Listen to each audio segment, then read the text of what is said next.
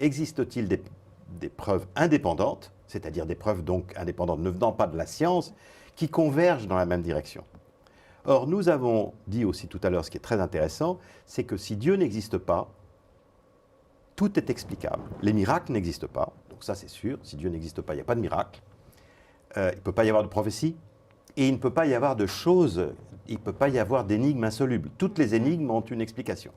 Donc, si nous sommes dans le champ de la raison, si nous démontrons qu'il y a des choses qui ne sont pas explicables par la raison, et la raison matérialiste bien entendu, si les choses ne sont pas explicables par la raison matérialiste, ça veut dire que la thèse « Dieu n'existe pas » est fausse.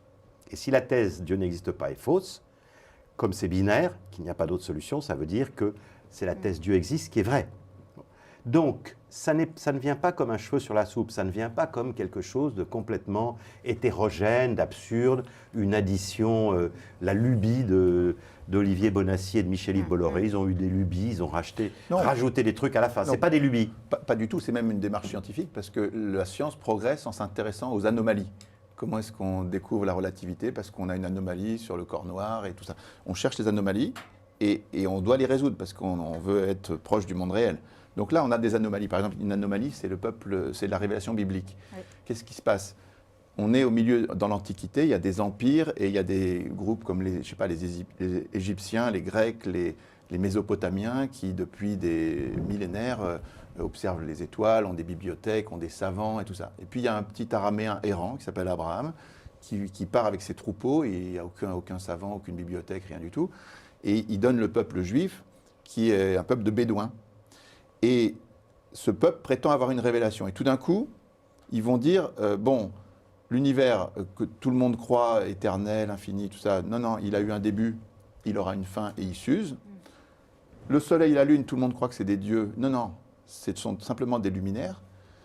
Les hommes, il y en a qui croient qu'il y a des demi-dieux, des sous-hommes, des surhommes, des tout ça, disent non, on est tous fils d'Adam. Et puis la nature, il y a des gens qui pensent dans les sources, dans les forêts ou dans les morceaux de bois, il y a des dieux. Ils disent non, tout ça c'est de l'idolâtrie, ça n'existe pas, c'est que de la nature. Et comment ces gens-là ont acquis instantanément, alors qu'ils n'avaient aucun moyen humain pour ça, ces vérités-là? Donc on pose la question. C'est une question à laquelle on peut répondre en disant bah oui, ils ont une révélation de Dieu, ça c'est la position croyante. La position matérialiste, j'aimerais la comprendre. Elle est où? Comment c'est tout à fait juste. Vous posez des questions à chaque fois dans le livre. Et donc, on a la possibilité de se faire notre propre opinion. Et ça, c'est ça que j'apprécie vraiment. Oui, en fait, sur ce sujet que Olivier vient d'exposer très bien, il faut dire qu'en plus, c'est très amusant, ce sujet. Il est très amusant. En dehors d'être même de faire partie de la raison, il est très amusant. Parce qu'effectivement, nous donnons sur un tableau les croyances de tous les grands peuples à l'époque des Hébreux, c'est-à-dire, mettons, entre moins 1000 et moins 2000, quelles étaient leurs croyances. Tous les peuples du monde, surtout les grands, tous pensaient que le soleil et la lune, c'était des divinités. Et ils avaient un nom. Et ils avaient chacun un nom, et on a fait un tableau. Le seul peuple, voilà, je ne sais pas si on peut le voir, si on le verra bien ou pas, voilà, c'est très intéressant. Le seul peuple du monde, il était minuscule, qui disait, ah ben non, c'est pas une divinité, le soleil n'est pas une divinité, c'est juste un luminaire, que Dieu a mis dans le ciel pour nous éclairer, et la lune, c'est juste un luminaire qu'on a mis dans la nuit, quand même pour voir, et aussi pour calculer les jours et les mois. Le seul qui ait dit ça, c'est eux. Or, ils étaient pas nombreux, ils étaient très pauvres, et ils n'avaient aucun savant. Voilà. Alors, donc, on a un mystère. Alors voilà, très bien. Donc nous revenons toujours à notre même question rationnelle. Vous avez un mystère, vous avez le choix. Soit vous dites ils ont un coup de bol incroyable, voilà, ils ont un coup de bol fantastique, ou alors vous l'avez dit, ils ont la révélation de Dieu. Il faut faire le choix entre lequel des deux. Et en plus, c'est un récit amusant. Prenez l'histoire de Fatima. Vous avez trois enfants qui ont 10 ans. Ouais. 3 enfants de 10 ans qui vous expliquent qu'ils voient la Sainte Vierge et que le 13 octobre, donc 3 mois plus tard, il y aura ils annoncent ça 3 mois après, il y aura un miracle que tout le monde pourra voir, et donc voilà, et à telle heure. Voilà. Les gens se réunissent, 70 000 personnes dans la Cova da Iria au Portugal.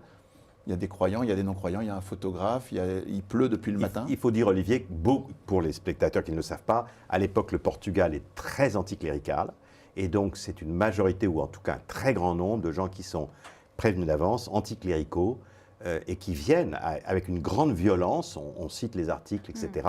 C'est très amusant. Donc, Voilà, donc là aussi, alors, mystère. Oui, ça, c'est très amusant, parce qu'on a fait une recherche, on a interviewé des spécialistes de la Bibliothèque nationale du Portugal et des professeurs de l'Université de Lisbonne. On leur a dit, nous, ce qu'on voudrait, c'est la preuve. On voudrait avoir les journaux avant, pendant et après. Et comme effectivement, le Portugal est un pays absolument anticlérical à l'époque, bien plus anticlérical que la France, qui a fait des lois anti-Église absolue, tous les journaux sont anticléricaux. Donc au début, ils rigolent de cette affaire. Ils disent c'est vraiment une blague et tout ça. Et après, quand il y a le miracle, ils sont décontenancés. Donc qu'on comprenne bien, il pleut depuis le matin. Le 13 octobre, donc il y a une pluie continue, tout le monde est trempé, le sol est trempé. Et puis à l'heure prévue, alors pas tout à fait l'heure prévue, une heure après, mais à l'heure solaire en fait, le miracle du soleil arrive, c'est-à-dire que le soleil se met pendant 12 minutes à tourner sur lui-même, à venir sur les gens et tout. On le voit à 40 km à la ronde avec des gens qui n'étaient absolument pas prévenus de la chose. Et à la fin de ce miracle, tout le monde est convaincu sur place qu'il s'est passé un truc qu'ils n'avaient jamais vu de leur vie. Le sol est sec. Ils sont terrorisés. Le sol est sec. Et le journal le plus anticlérical, le Monde, si vous voulez, de Osséculo, fait sa une là-dessus en disant oui, il y a eu le miracle.